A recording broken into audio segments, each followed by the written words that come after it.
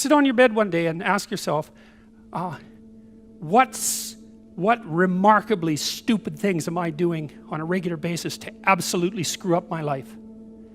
And if you actually ask that question, but you have to want to know the answer, right? Because that's actually what asking the question means. It doesn't mean just mouthing the words. It means you have to decide that you want to know. You'll figure that's out so fast it'll make your hair curl.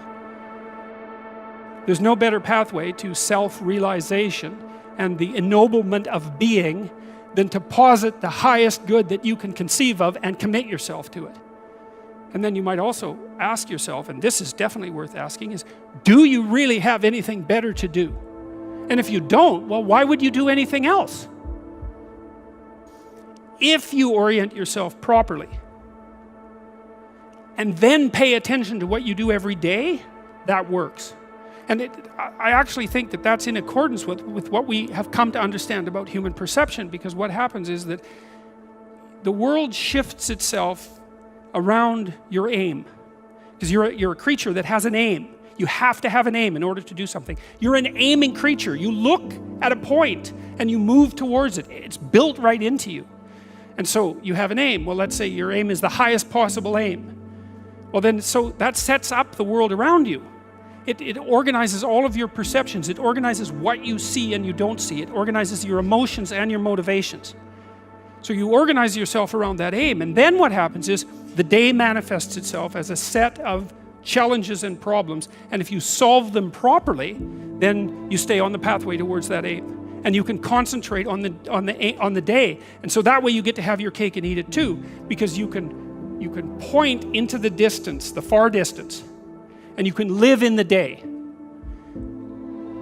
And it seems to me that that makes every moment of the day supercharged with meaning. That's how, because if everything that you're doing every day is related to the highest possible aim that you can conceptualize, well, that's the very definition of the meaning that would sustain you in your life. Well, and then the issue is, well, back to Noah. Well, all hell's about to break loose and chaos is coming. It's like when that's happening in your life, you might want to be doing something that you regard as truly worthwhile, because that's what will keep you afloat when everything is flooded. And you don't want to wait until the flood comes to start doing that, because if your ark's half built and you don't know how to captain it, the probability is very high that you'll drown. Ask and it shall be given you. Seek and ye shall find. Knock and it shall be opened unto you. For everyone that asketh receiveth, and he that seeketh findeth, and to him that knocketh it shall be opened. That sounded pretty optimistic again. But again, I think it's a description of the structure of existential reality, and by which I mean, when I'm in my clinical practice and I observe, and this is also the case with my students, is, let's say people's lives aren't what they would like them to be, and so then you ask why. Well, forget about tragedy and catastrophe, because that's self-evident and we're not going to discuss that. Although the degree to which you bring about your own tragedy is always indeterminate. But I would never say that every terrible thing that is visited on a person is something they deserved. I think that that's a very dangerous presupposition, especially because everyone gets sick and everyone dies.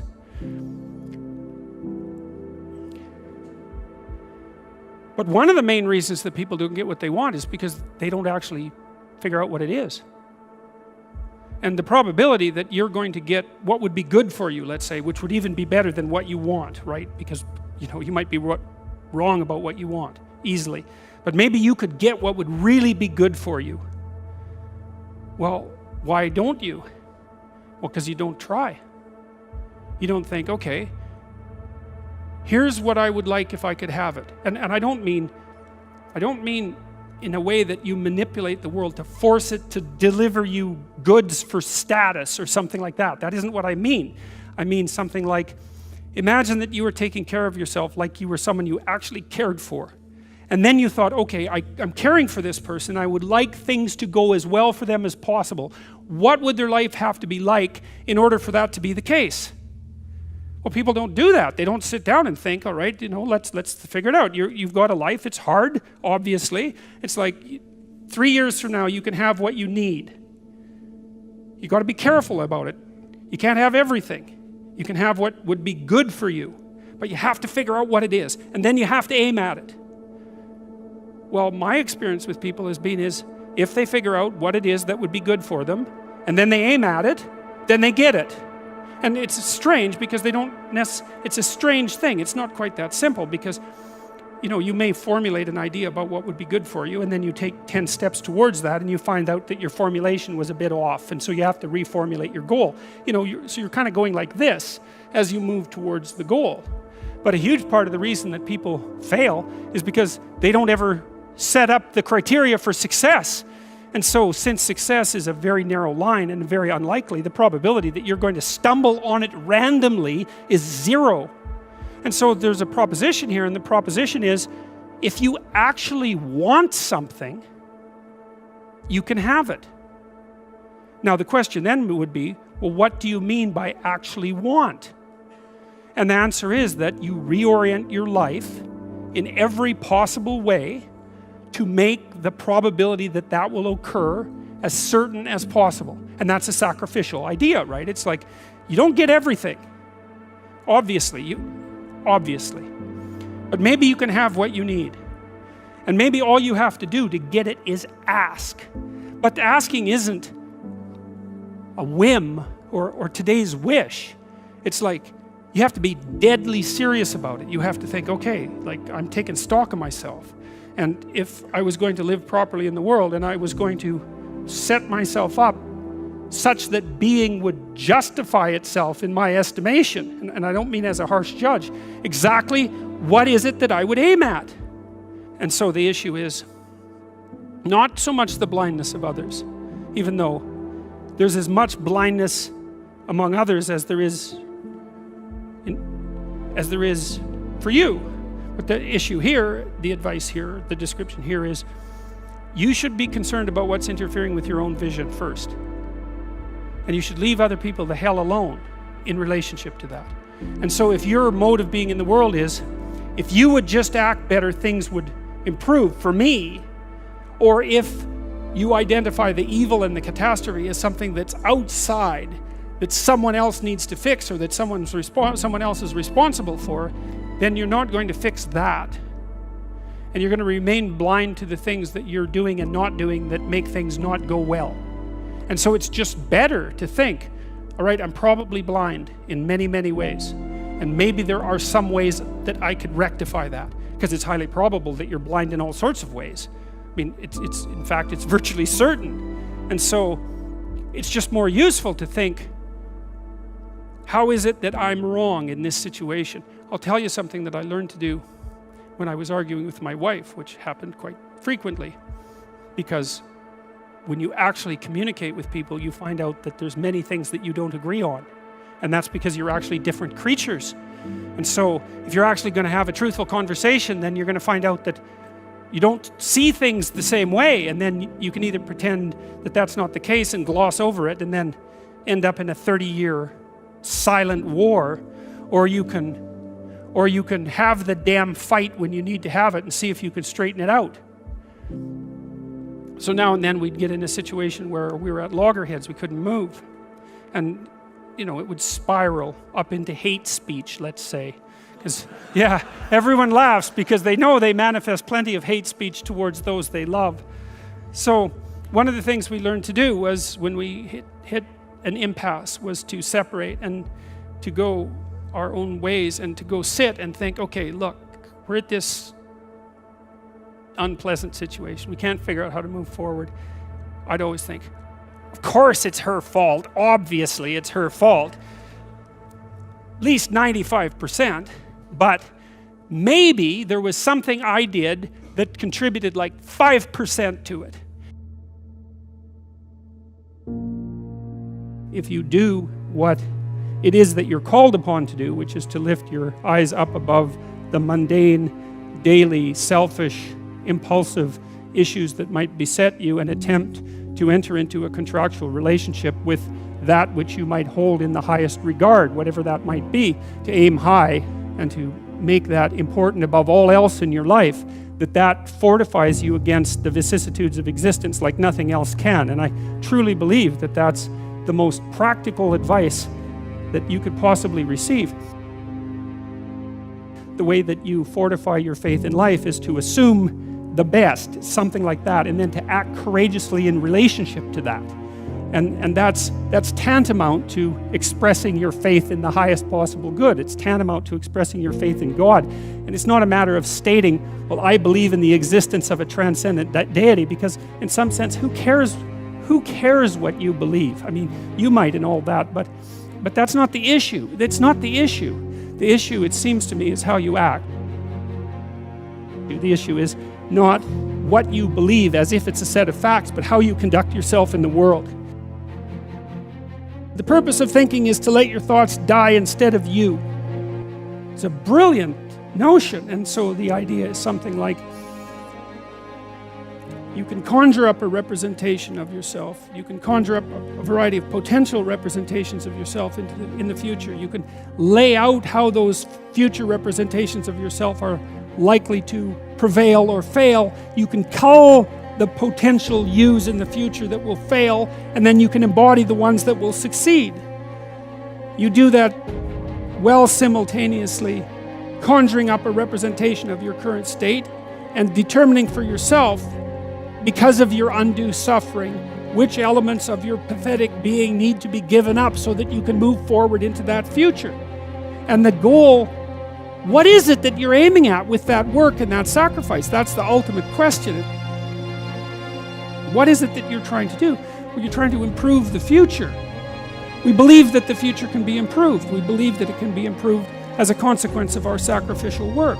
And so, once again, what are the limitations? What are the limits to that? What are the necessary limits to that? I would say we don't know. We conjured up this remarkable idea. The future exists. We can see it even though it's only potential. We can adjust our behavior in the present in order to maximize our probability of success in the future. How best to do that?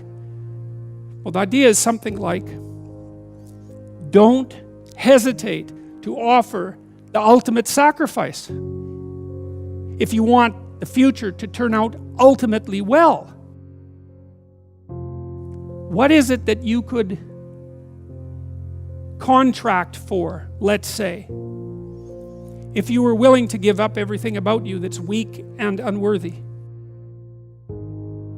The proper sacrificial attitude produces a psychological state and then a social state that's a manifestation of that attitude that decreases the probability that the world will careen into hell and increases the probability that people will live high quality, meaningful, private lives in a society that's balanced and capable of supporting that. And none of that seems to me to be questionable, really. I also don't think it's anything that people don't actually know.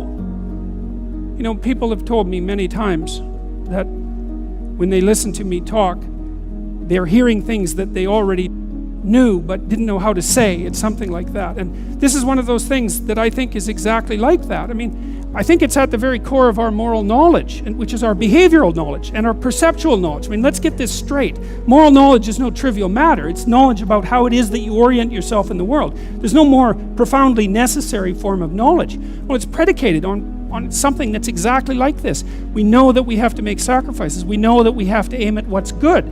So then why isn't that we don't aim at what's best and make the sacrifices that are necessary in order to bring that into play?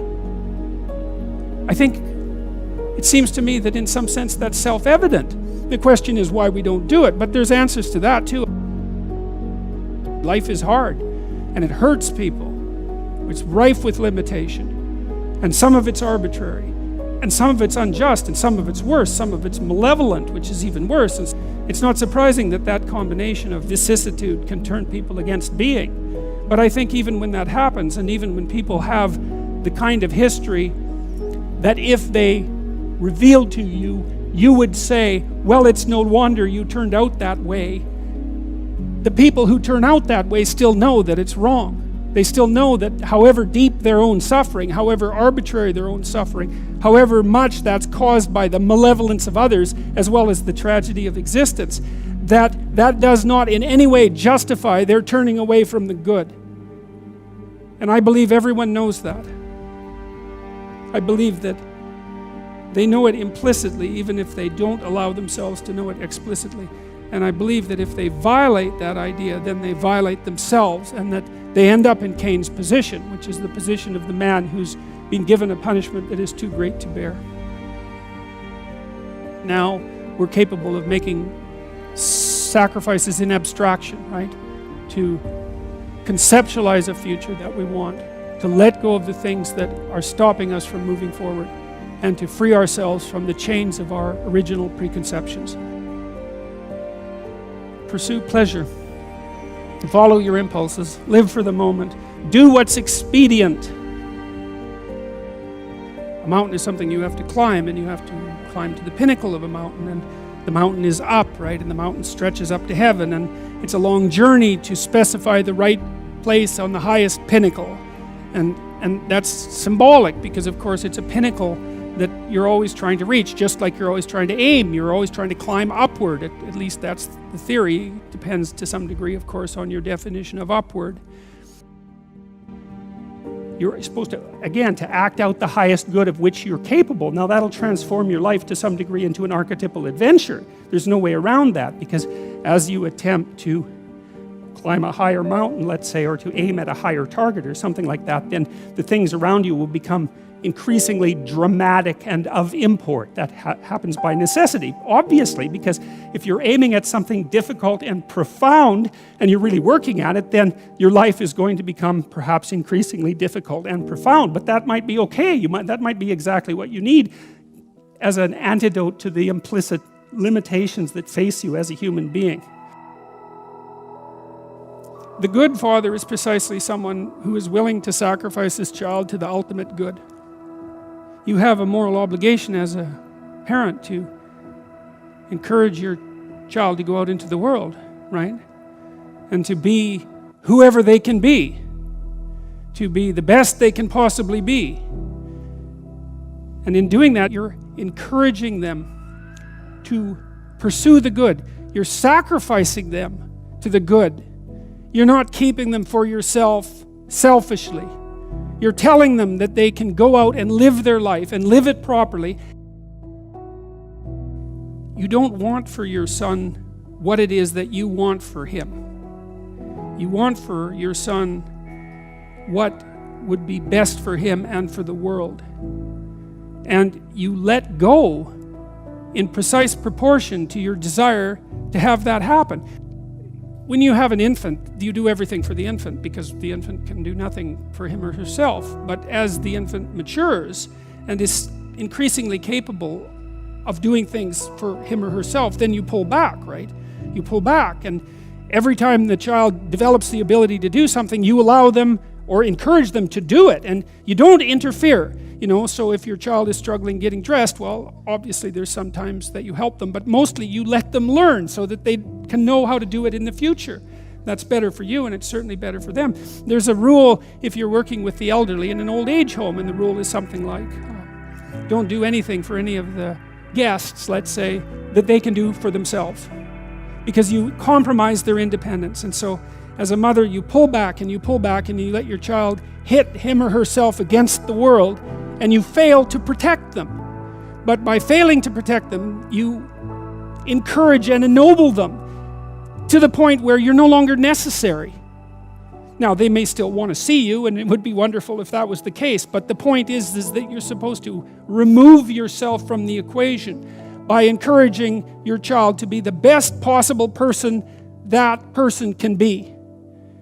And you sacrifice your desires, all of your desires, to that, your personal desires, even your desires for your child in relationship to you.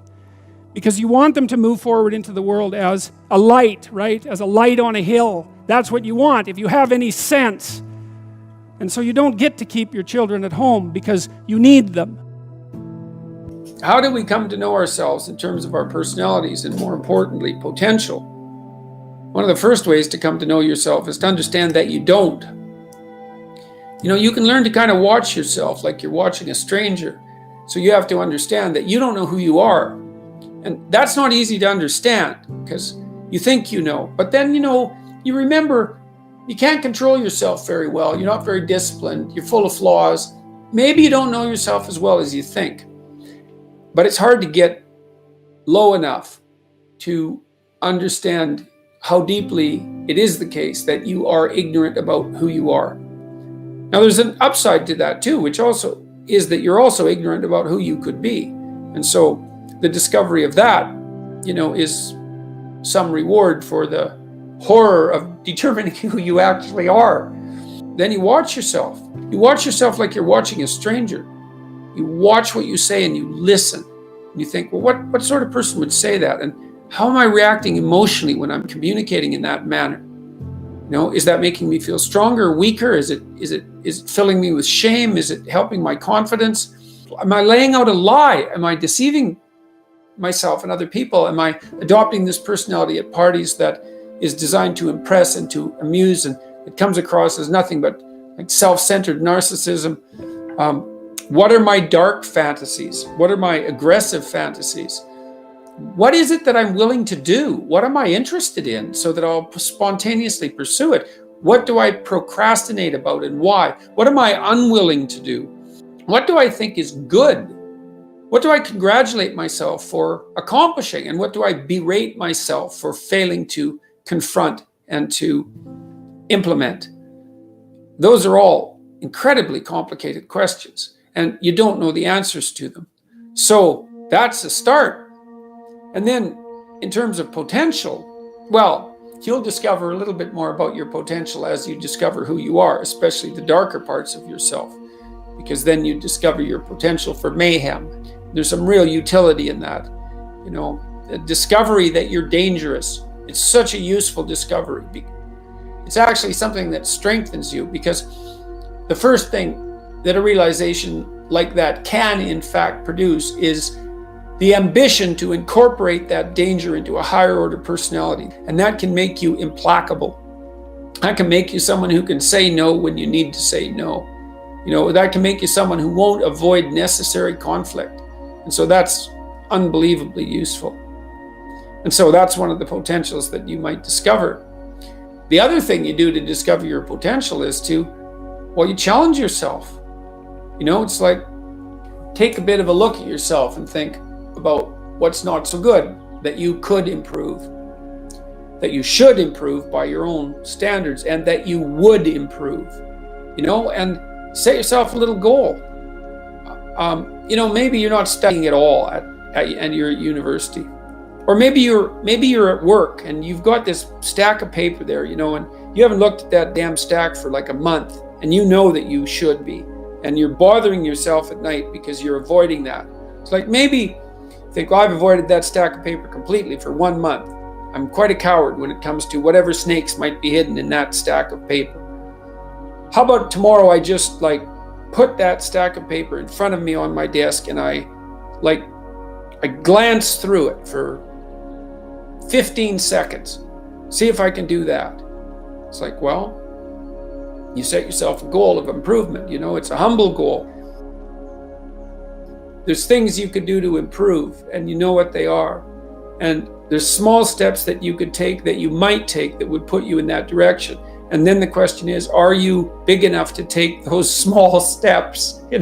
Are you capable of grappling with the fact that you're fundamentally flawed to the point where you have to break things down into almost childlike steps in order to manage them? And the answer to that is, yeah, you are. Most people have things they avoid, and they're afraid of. So I would say to some degree, it's the lot of everyone. People vary in the degree to which they've conquered that. And you do meet people from time to time who are extraordinarily disciplined. But most of the time they've got disciplined in exactly this manner. It's through slow incremental improvement. And then you challenge yourself. It's like, well, could I do this? That would be better. Then you find out. And then you think, well, is there something slightly larger and more challenging that I could do? That would be better. And you try it and you find out. And as you try it and you find out, generally you get better at it, and you can take on larger and larger challenges. You take responsibility for yourself. That's part of standing up straight with your shoulders back. It's like, take on the world, man, but only at the level that you can manage. When you're ignorant and biased and deeply flawed and immature, It's where everyone starts. You don't want to bite off more than you can chew, but it doesn't mean that you can't wrestle with part of reality. You know, some part that's small enough so that you have a good shot at victory. And then you attain victory over some small part of the chaos. And then you're the person who's victorious over chaos. You're just a beginner, but that's who you are. And then maybe you can get unbelievably good at that. And you do that by challenging yourself humbly at the level that you're able to function. It's easier to understand if you think about a child that you're trying to rear properly, and you want to make that child, help that child reveal their highest potential, whatever that is, whatever that means. And what you do is you don't set them a series of impossible tasks in the hope of undermining their self-confidence. You form a relationship with them that is predicated on your interest in their highest mode of being. And then you offer them challenges that are precisely optimized to their ability, right?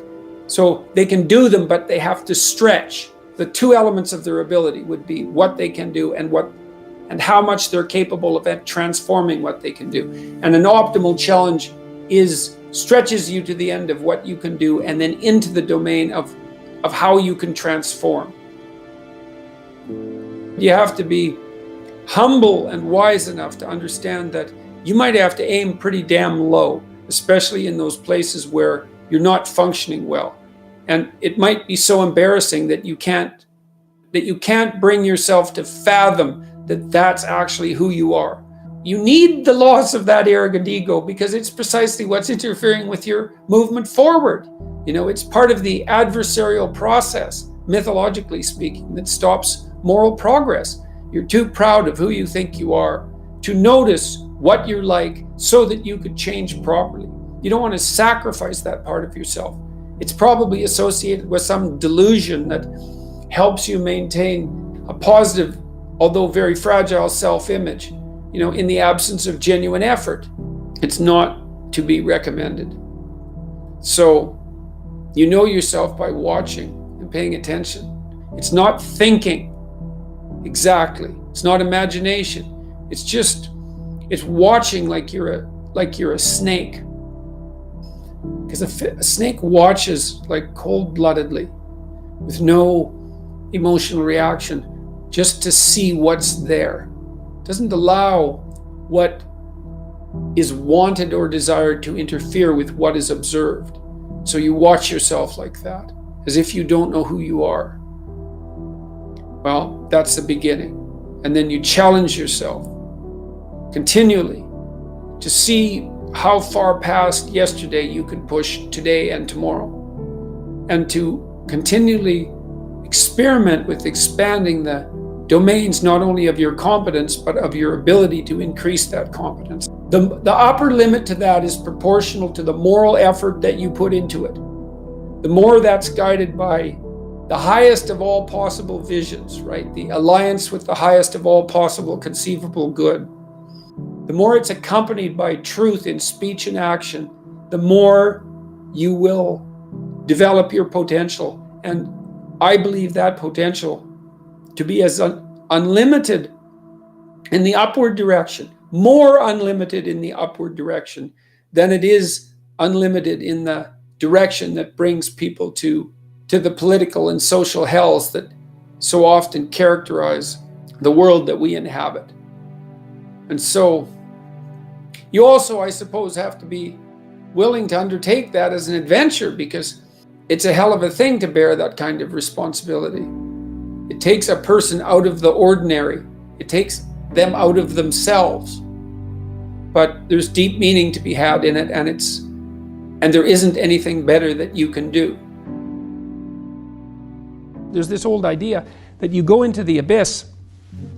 It's an idea that you can gaze into the abyss. You gaze long, and what you find in the abyss is a monster. That's the dragon at the bottom of the abyss, let's say. That's Satan himself, for that matter. But if you go into that as deeply as you can, what you find is you find your fragmented father in a comatose condition, in a desiccated and and separated condition. And then you revivify that. Well, what does that mean? It means something. It means that if you look in the darkness, you find the light. That's one thing it means. And that the light really stands out against the darkness, but that the light is to be found in the darkness. So that's a very interesting thing. That's a quest narrative. But it means more than that. It means something fundamental. So we know, for example, that if you take yourself out of your current state of predictability and safety, and you put yourself in a new situation, you'll learn, right? You'll incorporate new information. So that's a cognitive issue. But that isn't all that happens. What happens is that new genes turn on within you and code for the production of new proteins. And that happens neurologically. New parts of you turn on. And so the idea is that if you can move yourself out into the world and push yourself out against a maximum array of challenges, more and more of you turns on. And then the question would be, well, what would you be if all of you that could be turned on was turned on? And the answer would be, you would be the resurrection of the ancestral father. That's what you would be. And so that's why Christ says, I am the way and the truth and the life, and no one comes to the Father except through me. What that means is that if you take on the unbearable burden of being voluntarily, then that transforms you into the ancestral father. And that's true. And so that's unbelievably optimistic. It's so interesting because it's dark beyond belief. Well, the world is characterized by suffering and by malevolence of a depth that's virtually beyond comprehension. But if you choose to comprehend that, what you discover in that is the light that destroys the darkness. And that's really something to discover. There isn't a discovery that's more profound than that. That's the search for the Holy Grail or the Philosopher's Stone, all of that. If you actually want something, you can have it. Now the question then would be, well, what do you mean by actually want? And the answer is that you reorient your life in every possible way to make the probability that that will occur as certain as possible. And that's a sacrificial idea, right? It's like, you don't get everything. Obviously. But maybe you can have what you need. And maybe all you have to do to get it is ask.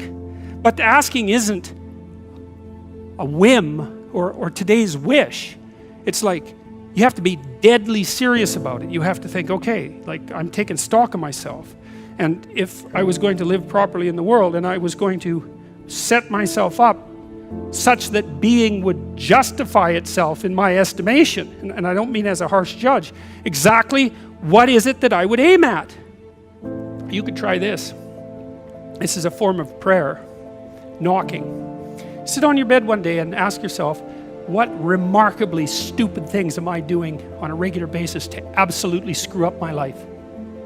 And if you actually ask that question, but you have to want to know the answer, right? Because that's actually what asking the question means. It doesn't mean just mouthing the words. It means you have to decide that you want to know. You'll figure that's out so fast it'll make your hair curl. You're perfectly capable of thinking. God only knows how. You're perfectly capable of immense feats of imagination and dream and fantasy. It's God only knows how you do all of that. What would happen if you consulted yourself about the best possible outcome for you? You might get an answer. In order for us to set things right, we have to understand that we have to take on that burden of ultimate responsibility. Not only as if it's ours, which it is, but as if there isn't anything better that we could do. And you have an ethical obligation to lift the heaviest load you can possibly conceive of. And that's the primary call to adventure in life. You need a meaning in your life to forestall the suffering and to make you strong enough to resist malevolence. Where's the meaning to be found? Rights, impulsive pleasure, and happiness? No. Responsibility? Oh, who would have guessed that? It's not part of the narrative. What makes life worth living is to pick up, take its catastrophe and embrace it and carry it, and to realize through that process who you are. When I talk to audiences about the relationship between responsibility and meaning, they inevitably go dead silent. There's not a rustle, there's not a cough. It's like Is that the secret? Is that the secret? Is that it's the voluntary adoption of responsibility? It's like, well, that's the central message of the West. It's like to pick up your cross and bear it, you know, and everyone's been told that, but they don't know what it means because it's not been articulated enough so that it becomes something that's practical. It's like, yes, look at the terrible responsibilities you have right in front of you. Your family is hurting. You're in trouble. There's problems in the world. It's like all of that's right there. And all you have to do is take responsibility for it. And then you've got what you need. It's something so magnificent that happiness pales in comparison. And so it's thin gruel happiness. And young people know that. They're pursuing hedonistic pleasure. And you know, no wonder. But there's nothing in it that's sustaining. And all it does is make you cynical. It's like, that's all there is? Another one-night stand? Another binge party? You know, and it's not like I have anything in principle, against some of that exuberant, youthful hedonism. Look, the universities have turned into places of parties. Why? Well, because that's what the students find best to do there. Well, that's not good. What you want to offer them is a reason to not party. It's like, no, you got to understand. You come to this class hungover. You're not going to be able to get it. You're not going to be able to write properly. You're going to pay a price for that hedonism. It's like, and the price will be too high for you to bear. It's like, oh, well, enough hedonism for me then. Like, I've got something important to do. That's the way out of that. Before you can be a painter who can paint what's beyond mere memory, you have to inculcate that discipline, skill, and a lot of that is painful repetition and hard grinding work. It's the sacrifice of the present for the future. But once you manage that, then things open up. That's why we have disciplines, right? I mean, the words aren't there by accident. You have to narrow yourself first, and then you can broaden outward. And so that's part of the process of maturation. That's part of the sacrifice of childhood. Say, in childhood you're nothing but potential, but it's not realized and you don't know how to realize it. And so then the question is, well, how do you get to a point where you realize the potential? And the answer is, you sacrifice almost all of it to a single direction. And so that's the thing about growing up, is that when you're a teenager and a young adult, you have to sacrifice everything you could have been as a child to be the one thing that you're aiming at. But then that opens up. Everyone in their right mind knows that there's a million ways of doing things wrong, and one way, if you're lucky, to do things right. And so the notion that it's a very, very narrow pathway that you tread upon if you're doing things right, that's wisdom. That's the line between chaos and order that you're supposed to be on constantly, right? It's a very, very thin line, because if you're a little bit too far in one direction, then it's too much chaos, and if you're a little too far in the other direction, then it's too much order. And both of those aren't good. The balance has to be exactly right. And you can feel that, and I truly believe you can feel that, and I think it's your deepest instinct. It's your deepest instinct, and I mean that biologically. I don't mean that metaphorically. I think that your psyche is arranged to exist in a cosmos that's composed of chaos and order. I think that's why you have the hemispheric structure that you have. And then when you feel as if you're meaningfully engaged in the world, when the terror of your mortality strips away and you're engaged and it's timeless, that's the deepest instinct you have telling you that you're in the right place at the right time. And then what you do is practice being there. Practice being there. And that's that narrow spot that's so difficult to find. You wander around it. Maybe if you're lucky, you can watch. This is an experiment. Watch yourself for 2 weeks. Like you don't know who you are, because you don't. So watch yourself for 2 weeks and notice there's going to be times when things are proper. They're arrayed properly for you. It's not easy to notice, because when they're arrayed like that, you're so engaged, you don't exactly notice, you know. But you'll see, oh, I'm in the right place. It's like, okay, how'd I get here? What am I doing right? You know, how is it that this could happen more often? I'd like this to happen more often. How would I have to conduct myself in order for that to happen more often? And then you practice that, and then maybe instead of 10 minutes a month or 10 minutes a week, it's like 15 minutes a day, and then it's half an hour a day, and then it's an hour a day, and then it's 4 hours a day. And maybe if you're extraordinarily careful, then you get to a point where you're like that a good proportion of the time. You are not the master of your own house. There are spirits that dwell within you, meaning you have a will and you can exercise a certain amount of conscious control over your being, but there are all sorts of things that occur within you that seem to be beyond your capacity to control. Your dreams, for example, that's a really good example, or your impulses, for example. You might think of those as so foreign from you that you don't even want them to be part of you. But more subtly even, how about what you're interested in, what compels you? Like, where does that come from? Exactly. Because you can't conjure it up of your own accord, So if you're a student and you're taking a difficult course, you might say to yourself, well, I need to sit down and study for 3 hours. But then you sit down and that isn't what happens. Your attention goes everywhere. And you might say, well, whose attention is it then if it goes everywhere? Because you say it's your attention. It's like, well, if it's your attention, maybe you would be able to control it, but you can't. And so then you might think, well, Jen, then just exactly what the hell is controlling it? And you might say, well, it's random. Well, it better not be random. I can tell you that. That happens to some degree in schizophrenia. There's an element of randomness in that. It's not random. It's driven by the action of phenomena that I think are best considered as something like subpersonality. You can't make yourself interested in something. Interest manifests itself and grips you. That's a whole different thing. And so what is it that's gripping you? And how do you conceptualize that? Is that a divine power? Well, it's divine as far as you're concerned because it grips you and you can't do anything about it. And so there's a calling in you towards what you're compelled by and what you're interested in. And sometimes that might be very dark and sometimes not. But you're compelled forward by your interest. And so the idea that what moves you away from your country and your father's house and the comforts of your childhood home is something that's beyond you and that you listen to and hearken to. That's exactly right. And you can say, well, I don't want to call that God. It's like, it doesn't matter what you call it exactly. It doesn't matter to what it is, what it's called. It still is. And if you don't listen to it, that's the other thing. If you don't listen to it, and I've been a clinician and talked to enough people now, as old as I am, to know this absolutely. If you do not listen to that thing that beckons you forward, you will pay for it like you cannot possibly imagine. You'll have everything that's terrible about life in your life and nothing about it that's good. And worse, you'll know that it was your fault and that you squandered what you could have had. So, this is not only a calling forth, but a warning.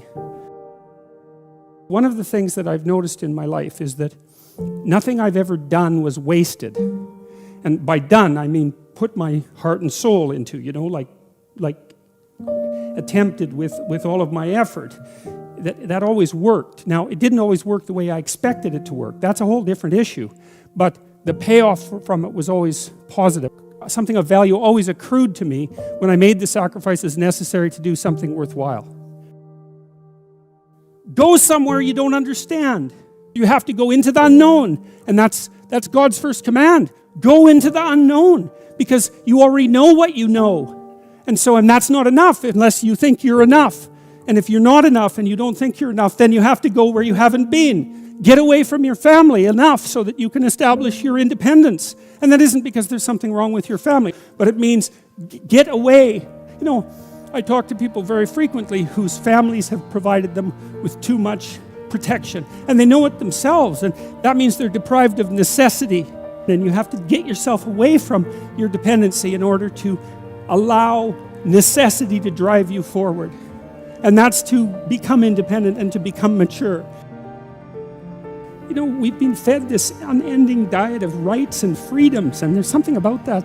There's something about that that's so pathologically wrong. And people are starving for the antidote, and the antidote is truth and responsibility, right? And it isn't because that's what you should do in some I know better or someone knows better for you what you should do sense. It's that's the secret to a meaningful life, and without a meaningful life, then all you have is suffering and nihilism and despair and all of that and self-contempt, and that's not good. And it's necessary for men to stand up and take responsibility. If you were able to reveal the best of yourself to you in the world, that you would be an overwhelming force for good, and that whatever errors might be made along the way would wash out in the works.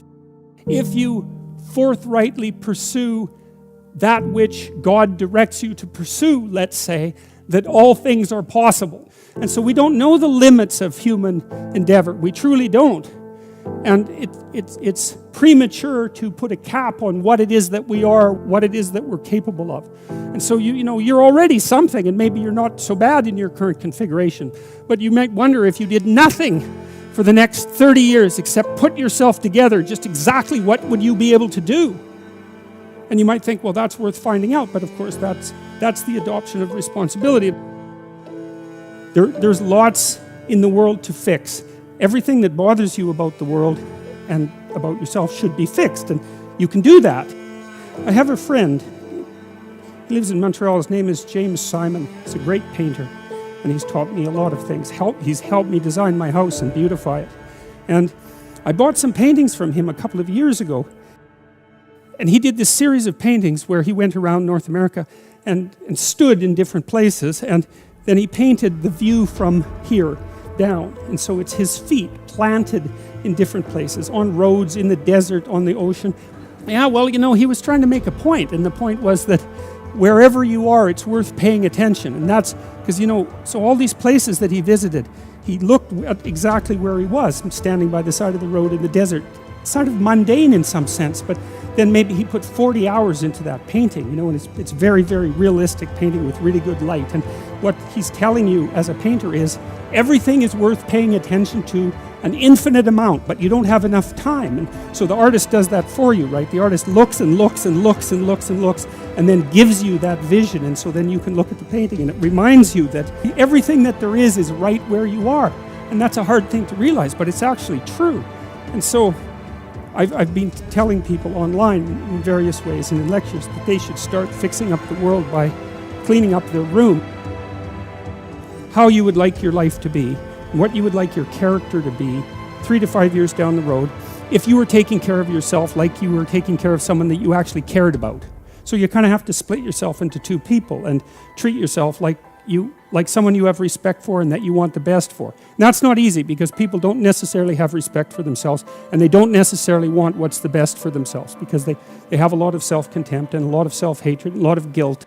I think you have an obligation. It's one of the highest moral obligations to treat yourself as if you're a creature of value. How you would like your friendships to be conducted. Because it's useful to surround yourself with people who are trying to move forward, and more importantly, who are happy when you move forward and not happy when you move backwards. Not when you fall, that isn't what I mean, but when you're doing self-destructive things, your friends shouldn't be there to cheer you on.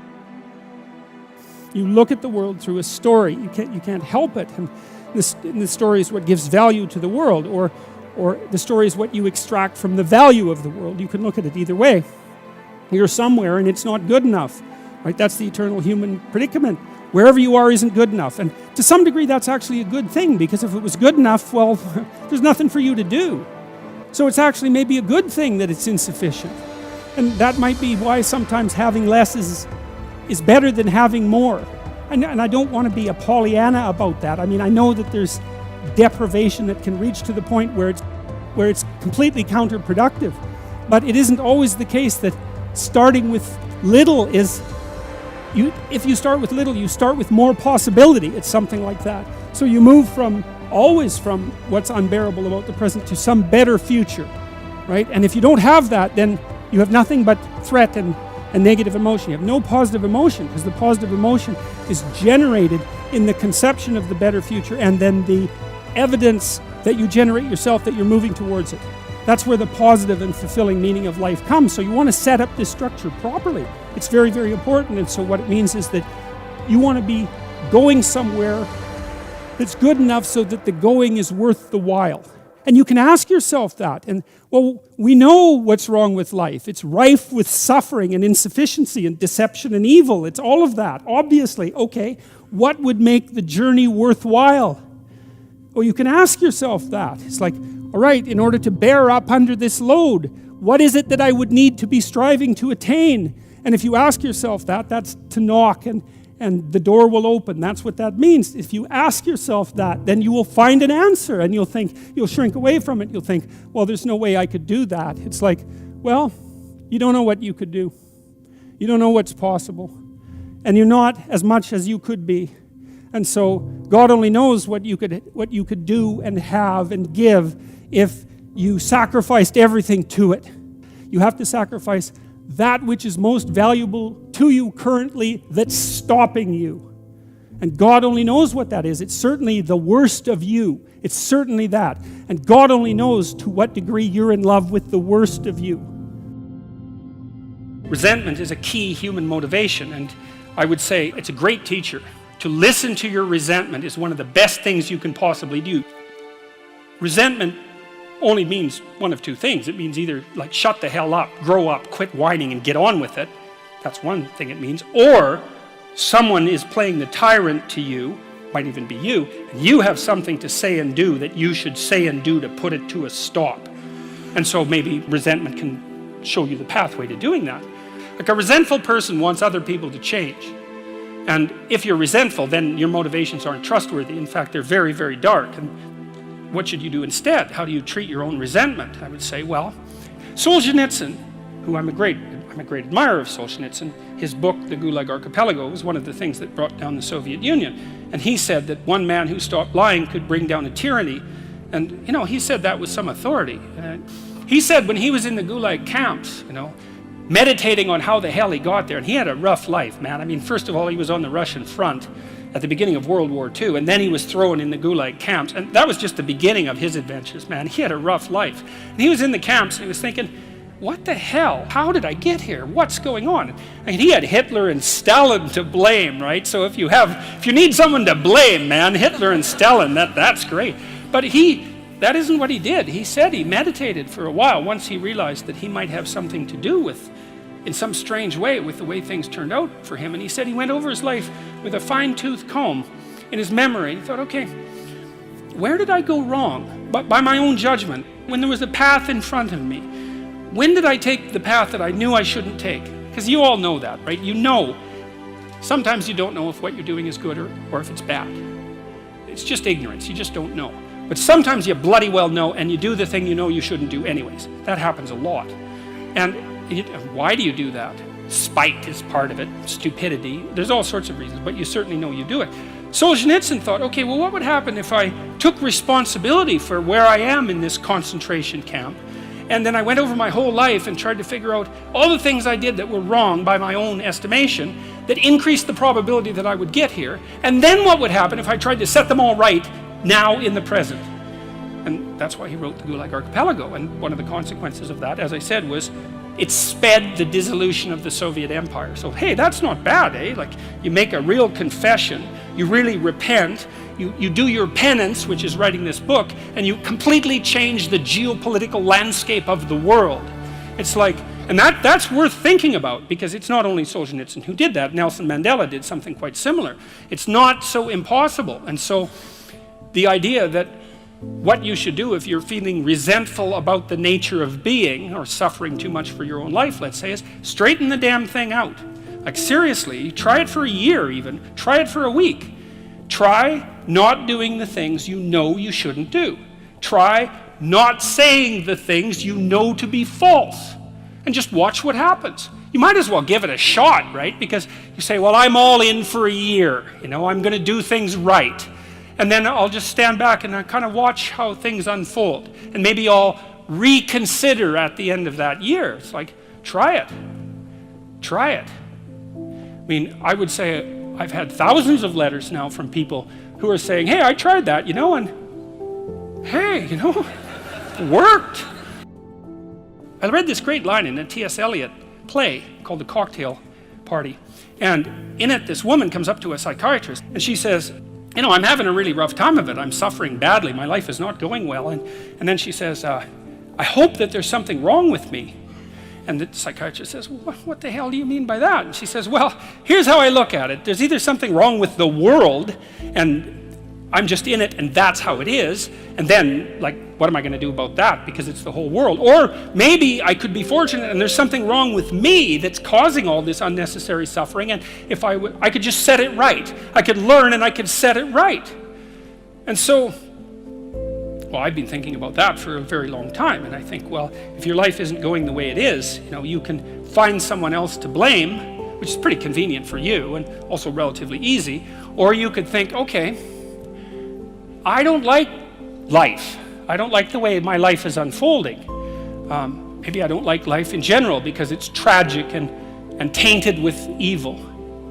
How do I know if my judgment is accurate? And the question is, well, have I really done everything I possibly could to set my life straight? Because maybe I shouldn't be judging its quality or the quality of life itself or being itself for that matter if I haven't done everything I possibly could to set my life straight. Well, so there's a task.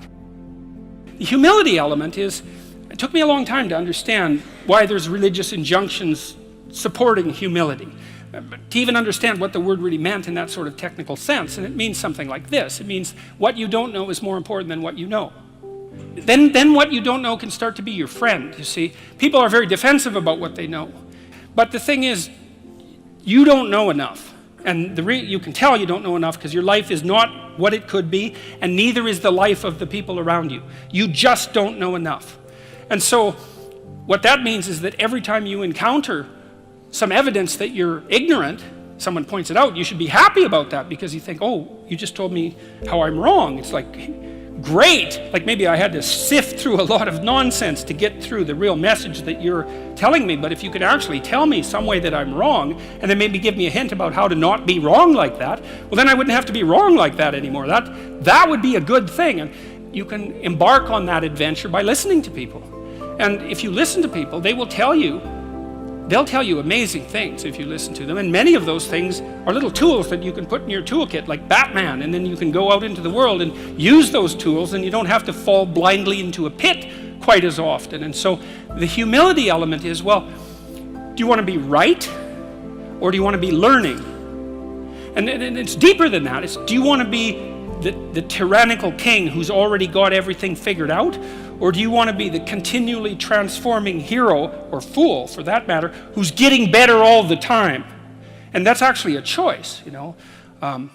It's a deep choice, and it's better to be the self-transforming fool who's humble enough to make friends with what he or she doesn't know and to listen when people talk. And listening is a transformative exercise. Like if you listen to the people in your life, for example, if you actually listen to them, they'll tell you what's wrong with them and how to fix it and what they want.